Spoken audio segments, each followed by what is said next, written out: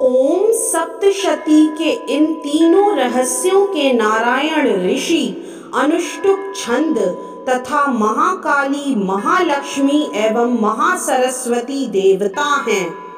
शास्त्रोक्त फल की प्राप्ति के लिए जप में इनका विनियोग होता है।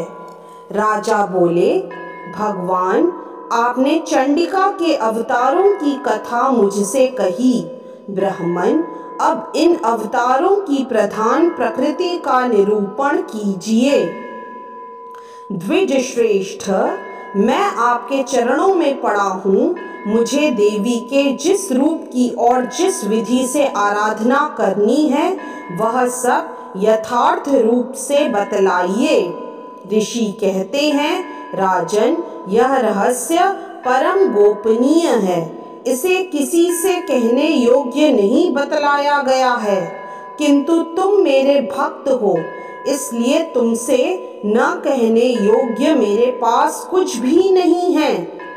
त्रिगुणमयी परमेश्वरी महालक्ष्मी ही सबका आदि कारण है। वे ही दृश्य और अदृश्य रूप से संपूर्ण विश्व को व्याप्त करके स्थित हैं। राजन, मैं अपनी चार भुजाओं में मातुलुंग, बिजौरई का फल, गदा, खेट, ढाल एवं पान पात्र और मस्तक पर नाग, लिंग तथा योनि इन वस्तुओं को धारण करती हैं। तपाए हुए सुवर्ण के समान उनकी कांति है। तपाए हुए सुवर्ण के ही उनके भूषण हैं। उन्होंने अपने तेज से इन शून्य जगत को परिपूर्ण किया है। परमेश्वरी महालक्ष्मी ने इस संपूर्ण जगत को शून्य देखकर केवल तमोगुण रूप उपाधि के द्वारा एक अन्य उत्कृष्ट रूप धारण किया। वह रूप एक नारी के रूप में प्रकट हुआ, जिसके शरीर की कांति निखरे हुए काजल की भांति काले रंग की थी। उसका श्रेष्ठ मुख दाढ़ों से सुशोभित था। नेत्र बड़े बड़े और कमर पतली थी। उसकी चार भुजाएं ढाल, तलवार, प्याले और कटे हुए मस्तक से सुशोभित थीं। वह वक्षस्थल पर कबंध, धड़ की तथा मस्तक पर मुंडों की माला धारण किए हुए थी। इस प्रकार प्रकट हुई स्त्रियों में श्रेष्ठ तामसी देवी ने महालक्ष्मी से कहा, माता जी, आपको नमस्कार है, मुझे मेरा नाम और कर्म बताइए। तब महालक्ष्मी ने स्त्रियों में श्रेष्ठ उस तामसी देवी से कहा, मैं तुम्हें नाम प्रदान करती हूँ और तुम्हारे जो जो कर्म हैं उनको भी बतलाती हूँ। महामाया, महाकाली, महामारी, क्षुधा, तृषा, निद्रा, तृष्णा, एक वीरा, कालरात्रि तथा दुरत्यया, ये तुम्हारे नाम हैं जो कर्मों के द्वारा लोक में चरितार्थ होंगे। इन नामों के द्वारा तुम्हारे कर्मों को जानकर जो उनका पाठ करता है वह सुख भोगता है। राजन, महाकाली से यों कहकर महालक्ष्मी ने अत्यंत शुद्ध सत्व गुण के द्वारा दूसरा रूप धारण किया, जो चंद्रमा के समान गौरवर्ण था। वह श्रेष्ठ नारी अपने हाथों में अक्षमाला, अंकुश, वीणा तथा पुस्तक धारण किए हुए थी। महालक्ष्मी ने उसे भी नाम प्रदान किए, महाविद्या, महावाणी, भारती, वाक, सरस्वती, आर्या, ब्राह्मी, कामधेनु, वेद गर्भा और धीश्वरी, बुद्धि की स्वामिनी, ये तुम्हारे नाम होंगे। तदनंतर महालक्ष्मी ने महाकाली और महासरस्वती से कहा, देवियों, तुम दोनों अपने अपने गुणों के योग्य स्त्री पुरुष के जोड़े उत्पन्न करो। उन दोनों से यूं कहकर महालक्ष्मी ने पहले स्वयं ही स्त्री पुरुष का एक जोड़ा उत्पन्न किया। वे दोनों हिरण्यगर्भ, निर्मल ज्ञान से संपन्न, सुंदर तथा कमल के आसन पर विराजमान थे। उनमें से एक स्त्री थी और दूसरा पुरुष।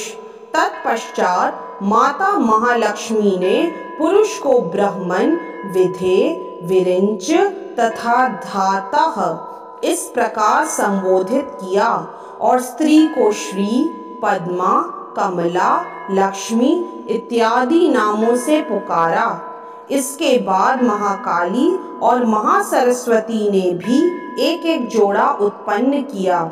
इनके भी रूप और नाम मैं तुम्हें बतलाता हूँ।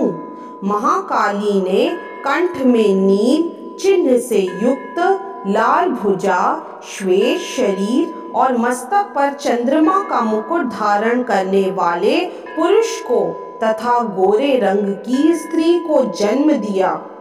वह पुरुष रुद्र, शंकर, स्थाणु, कपर्दी और त्रिलोचन के नाम से प्रसिद्ध हुआ तथा स्त्री के त्रयी, विद्या, कामधेनु, भाषा, अक्षरा और स्वरा ये नाम हुए।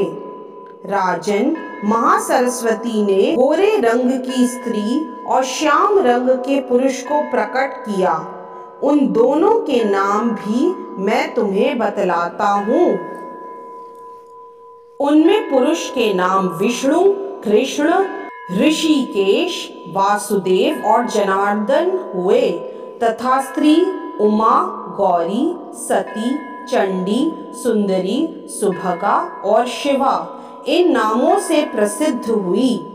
इस प्रकार तीनों युवतियां ही तत्काल पुरुष रूप को प्राप्त हुईं। इस बात को ज्ञान नेत्र वाले लोग ही समझ सकते हैं। दूसरे अज्ञानी जन इस रहस्य को नहीं जान सकते। राजन, महालक्ष्मी ने त्रयी विद्या रूपा सरस्वती को ब्रह्मा के लिए पत्नी रूप में समर्पित किया। रुद्र को वरदायिनी गौरी तथा भगवान वसुदेव को लक्ष्मी दे दी। इस प्रकार सरस्वती के साथ संयुक्त होकर ब्रह्मा जी ने ब्रह्मांड को उत्पन्न किया और परम पराक्रमी भगवान रुद्र ने गौरी के साथ मिलकर उसका भेदन किया। राजन, उस ब्रह्मांड में प्रधान महतत्व आदि कार्य समूह पंच महाभूतात्मक समस्त स्थावर जंगम रूप जगत की उत्पत्ति हुई। फिर लक्ष्मी के साथ भगवान विष्णु ने उस जगत का पालन पोषण किया और प्रलय काल में गौरी के साथ महेश्वर ने उस संपूर्ण जगत का संहार किया। महाराज, महालक्ष्मी ही सर्वसत्वमयी तथा सब सत्वों की अधीश्वरी हैं। वे ही निराकार और साकार रूप में रहकर नाना प्रकार के नाम धारण करती हैं। सगुण वाचक सत्य, ज्ञान, चित, महामाया आदि नामांतरों से इन महालक्ष्मी का निरूपण करना चाहिए। केवल एक नाम महालक्ष्मी मात्र से अथवा अन्य प्रत्यक्ष आदि प्रमाण से उनका वर्णन नहीं हो सकता। जय माता दी।